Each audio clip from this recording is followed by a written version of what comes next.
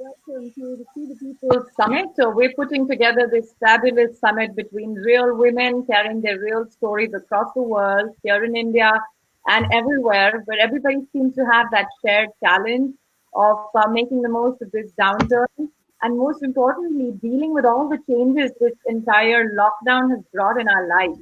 What are we doing about it? What are the issues that we're going through? So straight up, actually, to you, Angelica, what do you make of this entire lockdown period for yourself? Somebody who's been at the forefront of all this. How can you take it? I couldn't quite get that. Angelica, I think you got the Facebook open. So just try and see if you got your audio off on the Facebook page, because that's what's reverberating. Okay, just doing that. Nirmika, maybe I could ask you to take this up. Sure. So the question was, how am I looking at this whole lockdown situation? Yes. Look at me. I couldn't have been happier. I get to wear a sari every day. I've been doing daily life poetry sessions. So I think the lockdown has been a much needed respite for me from the hectic travel that I'd been doing. And of course, it's an unfortunate situation globally. But I think this is also a moment for all of us to realize that sometimes we need to, press that reset button. So I think there's a lot of relooking that's happening, relooking, internally, relooking at businesses, relooking at everything, strategy, tactics. So I think it's a great time for us to just realize that things can change very, very, very rapidly. And I think the state of flux is what's keeping everyone on their toes.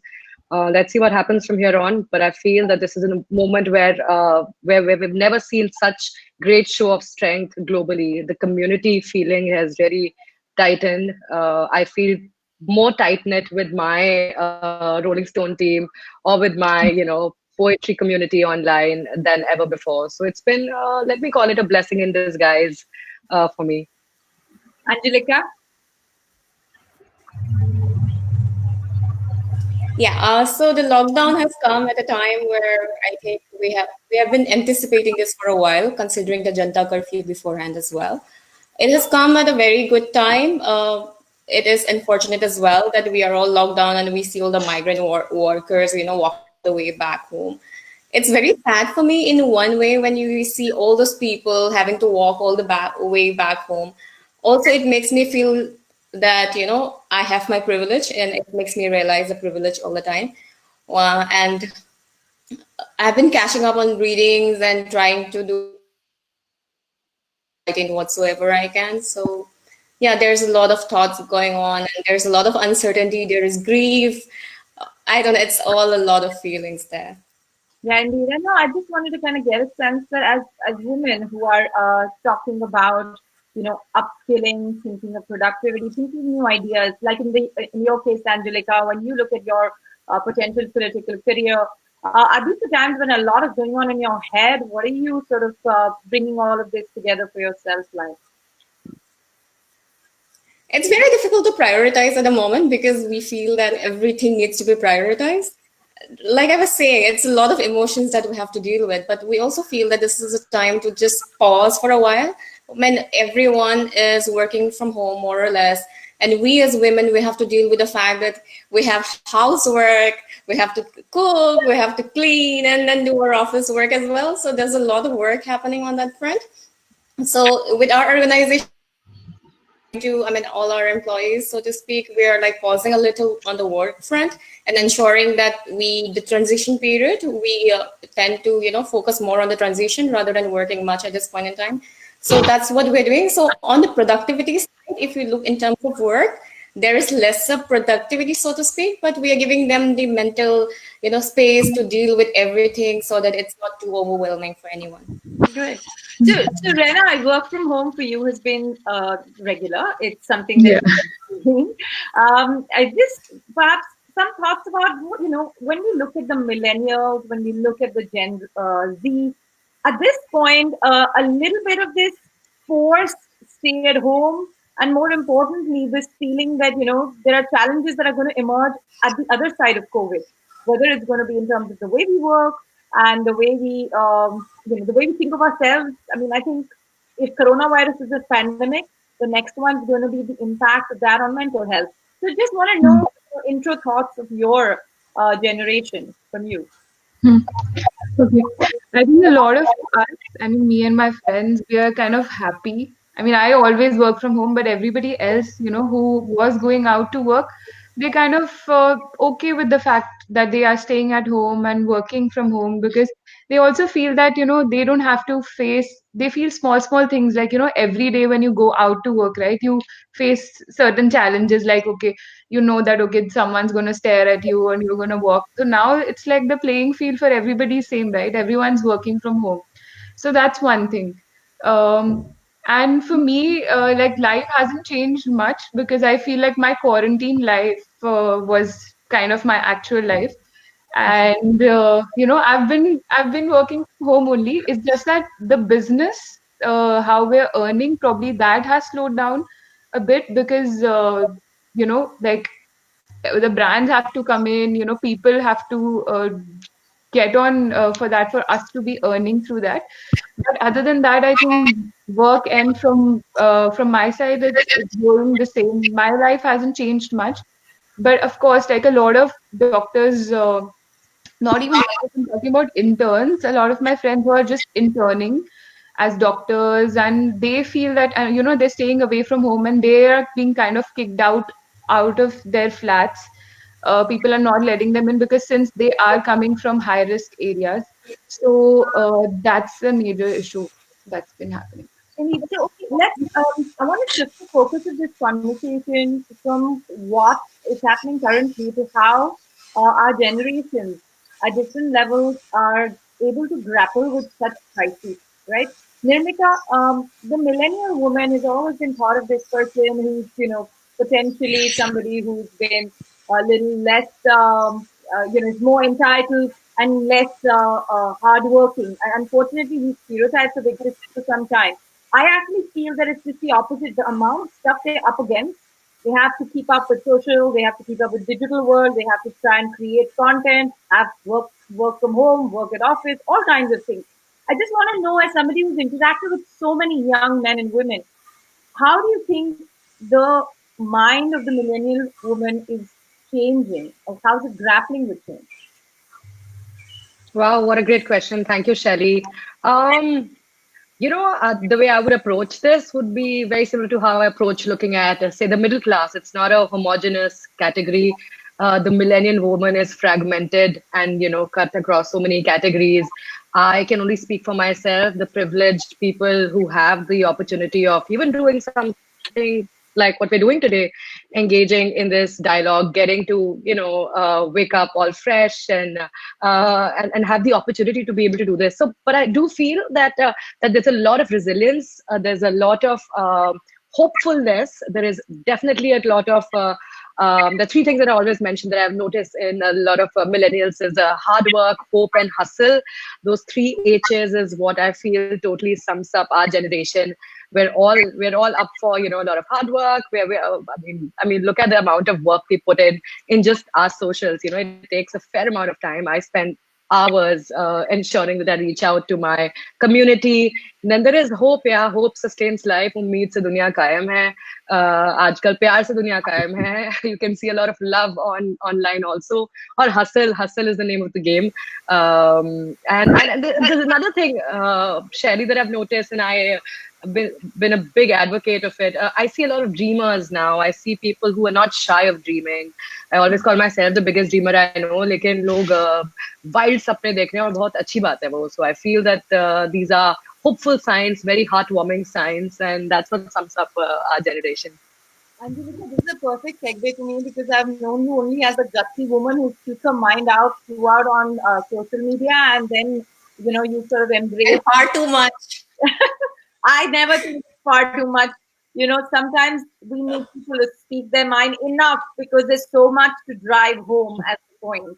So perhaps you tell us a little bit about this whole need and our desire. A few people, as Nirmika said, have the privilege But through these people, everyone else gets inspiration. So wanting to take on the world, wanting to get into politics, change things. Talk to us about that. So, I mean, we are a very interesting generation. Like you said, there is this whole perception that we're entitled, we don't want to work and all that. But as you see, the millennial, I mean, this generation is far different because we want to do everything and we want to excel at everything that we do, right? So, I mean, as I interact with a lot of young women, they are interested in public service. They want to get into politics. They want to give it back to the society. They want to excel in their education. So there's a lot of things that the millennial woman wants to do. And it's very interesting if you see the way the CAA, anti-CAA protests were sort of led by women. In the beginning, in the college women, then we had protests like Shaheen Bagh. And I mean, at every step of the way, it's more women who are, standing up and asking questions. For example, if you look at the reporters who are covering the COVID-19 case, women who are asking the authorities tougher question, more women journalists. So it's like we are sort of the gutsy people who are not scared of speaking up, and we know what we want. We know what we should be speaking about.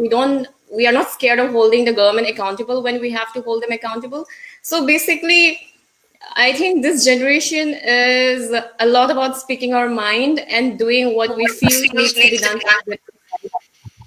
Okay, so one of the things that I think I heard a lot from both Gen Z and millennial women was that there is this impression that gender is not an issue for them. And I want to know each one of your thoughts on it. But Rena, let me start with you. How important a role has gender played in your growing into your your professional career? And do you think that it doesn't play a role, or does it? It also depends on where you are living, right? Like for someone who is born in a metro city, right, like Bombay or something, probably it would not affect you that much. But for someone like me who has spent like I've lived in Punjab till 12th grade, so I've had a lot of restrictions as to what I can do, what I cannot. So there was a time in my life where I thought that, okay, maybe I want to do modeling, and I had like a roundtable conversation with my parents where I had to like give them reasons, and then they completely like didn't want me to do that. So there are restrictions, right? So it depends on where you're living, what's the mindset of the parents, right? Because until the point you start earning and you start making your own money, you have to sort of take permission from your parents as to what you want to do in life. So, yeah. So let's get Nirmika's thoughts there, and then Angelica. Wow. How have things changed, right? And how the millennial women are looking at gender is the question, right, Shelly? Yes. I see a sort of mixed response. While I am drawn to look at everything through a gender lens, and but I've had some very surprising brushes with some very, very highly educated women also. I'll just cite an example. I was at a conference which had some 200-300 people from who were associated with the Harvard India group. I'm forgetting the exact name of the group. And I often like to do this at conferences, at panels. I end up reciting poems, but then before I do that, I always ask them to give me a show of hands on how many feminists there are in the house. And these are always, of course, panels are mostly tend to be attended by people who are at least graduates or, sometimes postgraduates. So out of those 250, 300 people, barely 4 hands went up. I thought maybe it was just an aberration. Maybe these were all business students who didn't understand what feminism meant. Maybe they were a little hesitant. I tried it again recently on a Women's Day special panel that I was part of. Again, the same response. And I don't know where that hesitant, attitude comes from. A lot of people still find it a bit of a taboo. There is a stigma around the word feminism. There's a stigma around anything which is gender related, because they know that they're getting into the treacherous territory. They don't want to be associated. Women like myself and like you guys tend to be branded as too Yeah. opinionated and too feisty, firebrand. So I Yeah. think there's a need for us to normalize gender conversations, which I try to Yeah. do through a lot of ways. Just normalize it. Speak to people in their vocabulary. I realize that a lot of maybe Hindi speaking people might not understand the entire gamut of uh, the concept, right? So even inserting words like nariwad bolne mein sharam nahi hai, aap kya Mm. nariwadi hain, stuff like that. I think we need to speak to people in their vocabulary. A lot of this tends to be stigmatized a lot. So that's one thing that I've seen. On the other hand, there are super charged up people like you and me who are holding the fort. But even those little aberrations that I tend to come across really bother me. So yeah. Okay. Angelica, do you think that gender plays a role in young women's lives? And maybe it starts playing later. I'd be curious to know your thoughts. At every step of the way, gender plays a role. I mean, it's something that you can never negate, even though you might feel that it is not a factor that plays a role in your life, it does, no matter whether you come from a small village or you come from a big city. So, gender is something that is always going to be a part of the conversation. And building in onto what the former speaker has just said, right? There is a lot of stigma attached to the word feminism.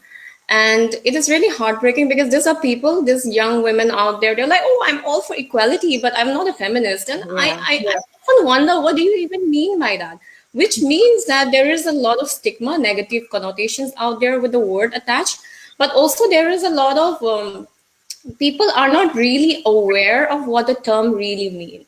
So it is very important for us to normalize the conversation, make more and more people aware of what the term really means and what is it that stand for and how they are in cohesion with each other, right?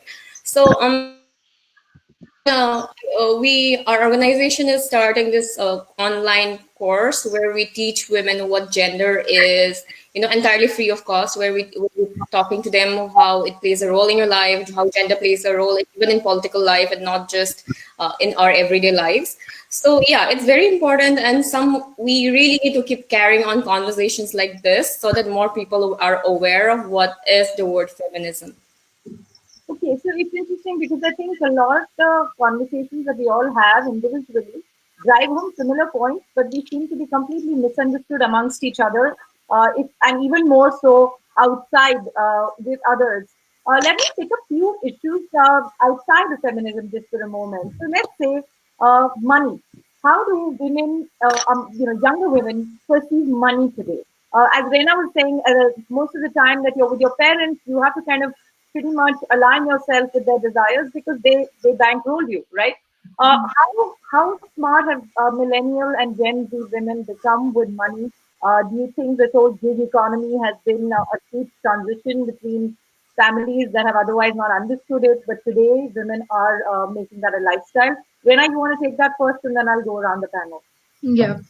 Okay. So yeah, so feminism for me also means that, I have to plan for everything. I have to plan for my life. I can't be just waiting for someone to come in and, rescue me financially someday, right? I have to plan for my health as we grow older. Obviously, we're going to be experiencing more, there are going to be some medical bills that we'll have to pay for. Probably I'll want to do, I'm 25 right now, so I probably want to get an MBA or something. So I have to manage all that. I have to plan accordingly.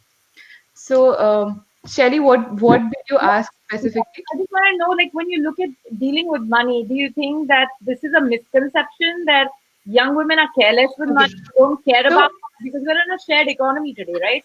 So a lot of us, I'm not proud of it, but we are kind of living month to month right now. At least people in my age group, who are 24, 25 years old, we are living month to month on our paychecks, and most of us, some of my friends do save up. Just the thing is that right now, what we are more focused on is, financing our career path and supporting our career choices, right? So, whatever money that I have saved up, I spent it on my careers or probably getting a career or getting a course, to up my skills. And right now, I'm not saving because I don't have that kind of money to save in the first place. But I have enough money to be spending on myself to make a better career out of what I'm doing. So I think my current investment is my own self. Okay, So that's well put. I think that's a good way to put it. Nirmika? I've seen that past many years, at least past decade or so that I've been working, um, the shame admitting that you want to make money is no longer there among women, right? We all want to make money, and making money is not a man's job alone anymore. So I think that's the thing that we've seen. We've seen a lot more entrepreneurs who cite making money as their biggest motive, right? So if, just say yesterday, just creative satisfaction was your biggest goal. Today, making money, which for a lot of men, for some reason, is a very valid goal and a very well respected goal, has become a very valid and acceptable goal for women as well. So I see a lot of women who want to make money. So at least that shift has made women more conscious of the fact that they want to make money, they want to be self-sufficient, and they just don't want to be doing it for themselves. They want to be contributing. Also, they want active players, active decision makers. And you all know that how financial independence, translates into everything, all sorts of, dependences that it can offer to you, whether it's, independence or freedom in a relationship, walk in, walk out at any time you want. You're not dependent on a person any longer. So I've seen that shift in the attitude. As far as I'm concerned, I know that I do still need a lot of not pushes, but because we don't. I've always put money. It has taken me a while to realize that. Okay. I am going to get Nirmika back, but I think the point she made was pretty true for most of us who have always needed that nudge to go out there, to go and invest in ourselves and think about our future, and most importantly, securing our future. Angelica, you are going into politics now. That's not exactly a financially secure zone, at least in its traditional, honest way. So, take us through what goes on in your head on two counts. That, like many other millennial women, do you also feel that, we're in the shared economy? You don't need to buy a home, you don't need fixed deposits, digital money, you earn, you spend, that way? Or are you actually at some point seeing a pivot in your own thinking on it? So money is one topic which is very, what do you say? It's something that has defined the course of my life, I would say, because I joined politics at a very young age, at the age of 20. And ever since then, I was involved in like mainstream politics, being a part of a national political party, being at a national body, being a national official. I had to travel across India and work, and then politics is not something that pays you at all, right? And I had to throughout depend on my parents and keep asking them for money, like for my monthly expenses. And as I grew older, and by the time I was 25, my parents were like, okay, we're not paying your bills anymore. You better get a job, leave all this politics tamasha, get a job, start earning money and paying on your own bills, or get married and ask your husband to pay for it. And I was like, that is the struggle that we all face, I mean, of course, I mean, it's been difficult, but it's not just about me. If you look into the political during their college lives, second year, third year of college, they'll join politics with so much of enthusiasm and passion, and they'll work for 2-3 years. But then after a couple of years, they leave the system because their parents show them like, either you do this or you get married or you get a job. You can't keep on doing politics without earning a single penny out of it. So it becomes really difficult. That's why you see a lot of women getting out of the political system after giving them a couple of years of their life. So money and politics it's not something that goes hand in hand. And it's very difficult for a lot of women to survive. And I've struggled a lot in this regard as well. And it's never been easy, because if you look even in the history of India, when you look at the constitutional history, and then we see women like Leela Roy way back in the 1920s, like talking that women, if you want to enter politics, then you need to financial independence is the only way you can push back against the conditions set by your family or by the society. That's the only way you achieve real freedom. this was said way back in the 1920s to women so that they can empower and be financially independent. And like almost a century later, we are just facing the same troubles. Yeah. So let's also pick another issue again of discussion, which is that today millennials also have the opportunity to spread out. The world is their, new opportunity space. I touched upon this earlier, which is the opportunity to do gigs. And by that I mean specifically more like a freelance role and not much stand-up open mic. That's one of those times. So perhaps a sense from you, Rena, as to how parents are rethinking this about their kids or brothers and sisters are discussing this, and how you see from 25 to let's say 35 the next decade being like for a young woman. Hmm. Okay, that's a lot of planning. So basically, the next 10 years, I don't really have the next 10 years planned out for me right now. I just feel like I've been exploring, actually, I've been switching my fields. I was pursuing engineering. I'm a biomedical engineer, and then completely switched that and I turned to being a creative. And I've been exploring, and finally, after 3 years of exploring, kind of know what I'm going to do. Right now, what I feel like I'm going to be doing a master's.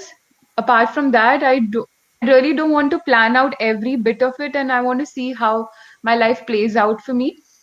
And as long as things, like I have some planning in mind, but as long as things right now are going good, and then I want to plan it dynamically, right? Like as and when the situation or the scenario changes around me, it's not like I'm going to wait till the last minute and then I won't see it coming. I'm just saying that, I will plan as and when my cards unfold.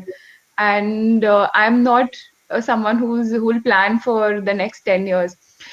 Just one thing that us as millennials, we were born at a time when we had no technology around us, right? And then suddenly all the technology came in, and we had to catch up to that, right? Like we're not someone who were born at a time where everything was accessible and we were online and all that. We had to learn all those things. Like Instagram, for example, just came in like around 2012, 2013 was the time when it became kind of popular in our country, right? So we had to kind of catch up to that. But us as a generation, I feel that we want to do something good for the society, right? So I feel that that's how we millennials get a satisfaction from. If we're able to contribute something or do something good, we are like I feel that we are a little confused as a gen. I mean, not I don't want to pin it on the entire generation, but I feel that me and like the people around me, we want to do different things, try out different things, and I don't think we have a 10-year plan. I don't think we have a 10-year As plan. Yeah. honest as it gets, I could say clearly. Okay, Angelica, before I get Nirmika on, who I'm struggling to get on, but I will in a second. If you can also run us through, what is it that gets you hassled? What is it that you worry about? Earlier generations used to worry about how secure am I going to be, right? Is the new worry how ambitious can I get? Will I have, a stigma of lack of success? You know what I mean? I'm just curious to read your mind about the idea of ambition.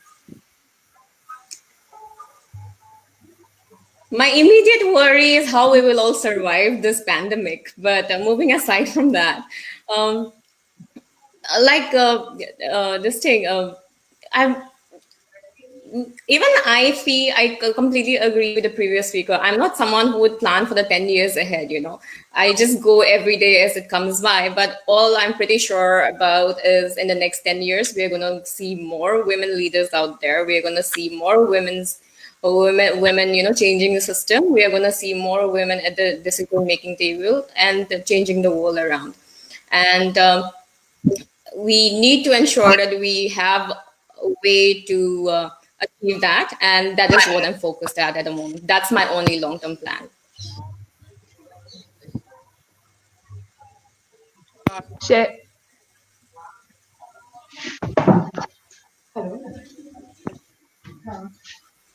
We can't hear you, Sherry. Ali, we can't hear you.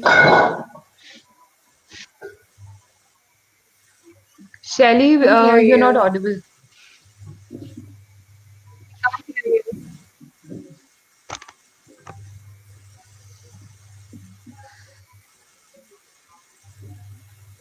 Angelica, you can hear me, right?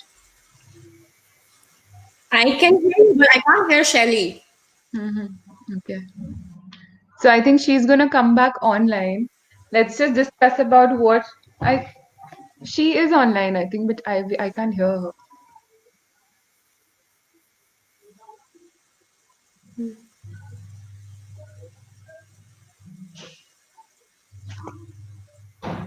I think she's gonna log on again, and let's just So how do we carry on this conversation ahead?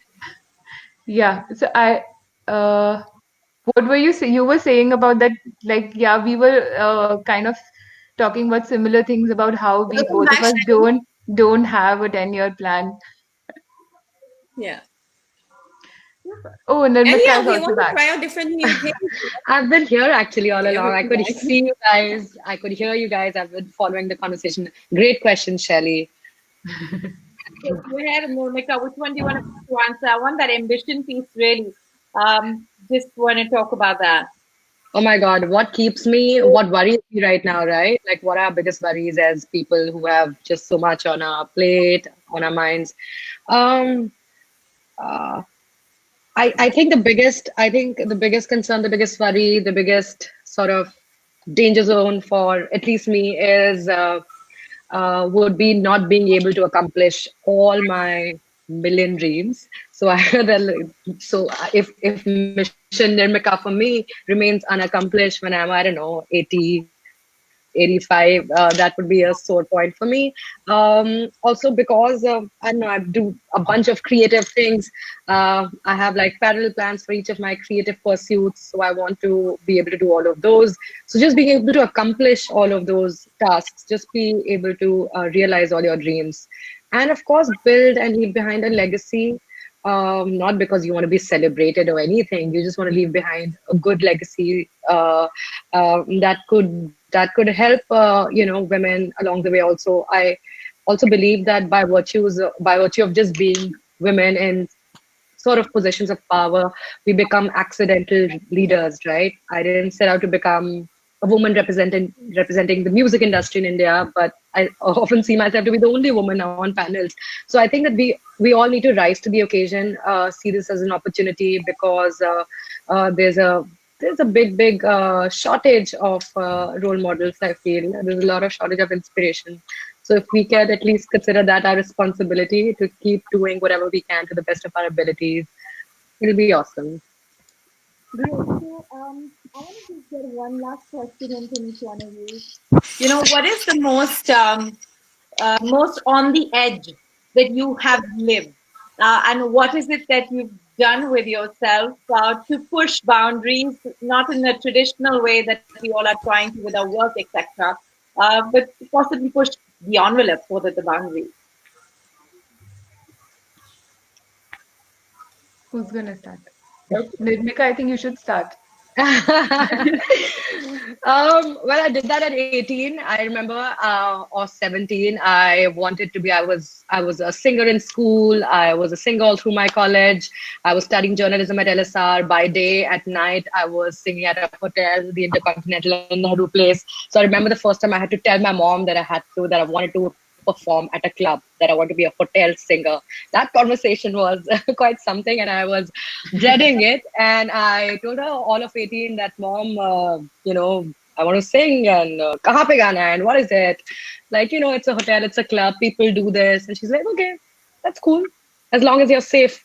So I feel that, sometimes we dread situations that might just totally take us by surprise. So I think that was the biggest risk that I took, to do something just totally out of my comfort zone, and I can't thank that opportunity enough. I think that I've become uh, just a better creative by putting myself out there in very risky situations at such a young age. Risky, just not because of anything else, but because of the professional nature of the job. So yeah, that was me at 18. still thankful for being a hotel singer. Okay, so for me, I like my parents and most of our parents were set in a way that okay, if you're good at studies, okay, do either medical, non-medical, become doctor, engineer, and then okay, do get a job and you're done. So and they had to digest a lot of things with me, right? That they had to completely change themselves in order to accommodate my way of thinking and how I wanted to live my life. So basically, I did biomedical engineering, and then after that, I told them, okay, no, I want to go in the creative field. So I started working at Byju's as a creative associate. Byju's, the learning app, and then I worked in Bangalore, and then I told them I want to shift to Bombay, maybe try out modeling while working as a creative in some company. So all of these things were like shockers to them. उनको लगता था कि हर रोज ये लड़की कुछ नया बोलती है कि इसको कुछ करना है. So, but like I was in that phase, right? Like you need to explore. We often feel that okay, through education, our parents feel that whatever you study, that education should be implied in your work, right? But it's actually when you start doing the work, you realize what you are really interested in, where your goals lie, what your passion is, and then you end up deciding and choosing like that, right? Everywhere else people start, even in Mumbai, that's the culture, right? Like since from 11th 12th grade people start working, but everywhere else you don't start working after your college is done. So I think that's Bombay people are a lot at advantage that way because they get exposed to a lot of things. I feel like if I was there I would have come to this point where I am today a lot earlier than, but it's okay, like I'm here today, so it's fine. Yeah, that's about it. Angelica, you get the final word on this question. So for me,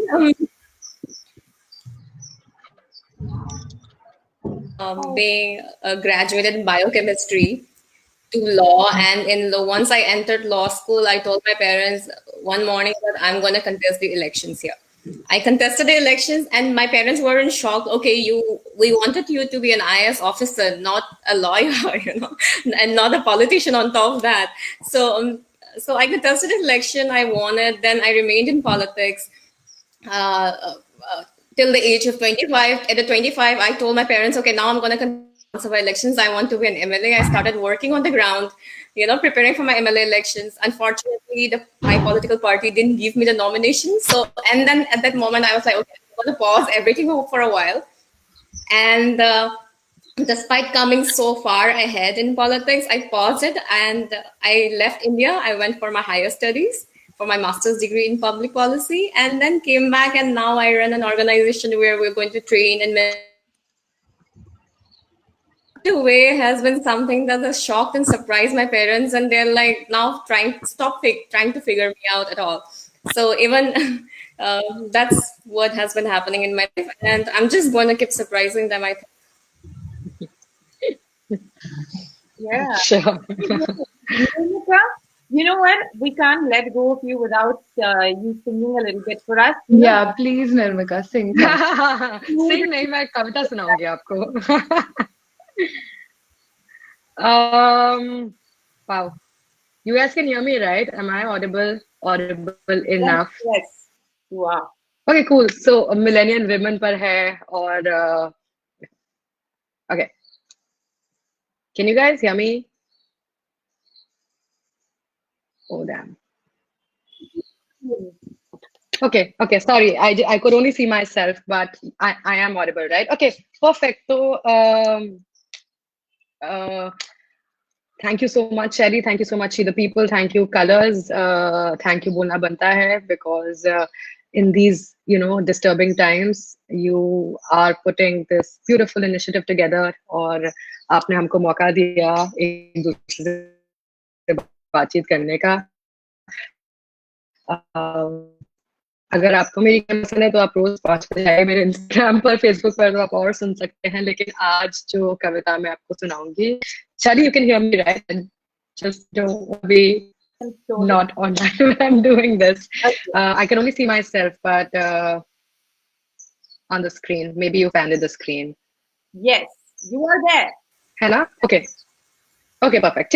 Perfect. Got it.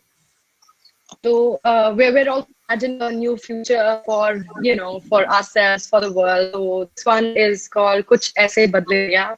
मुझको बहुत अच्छा लगता है ये कविता सुनाना, और बहुत सारी इसके रिक्वेस्ट भी आते हैं, बहुत लेडीज भी सुनना चाहते हैं. So I feel very nice, very happy that my words resonate with a lot of women.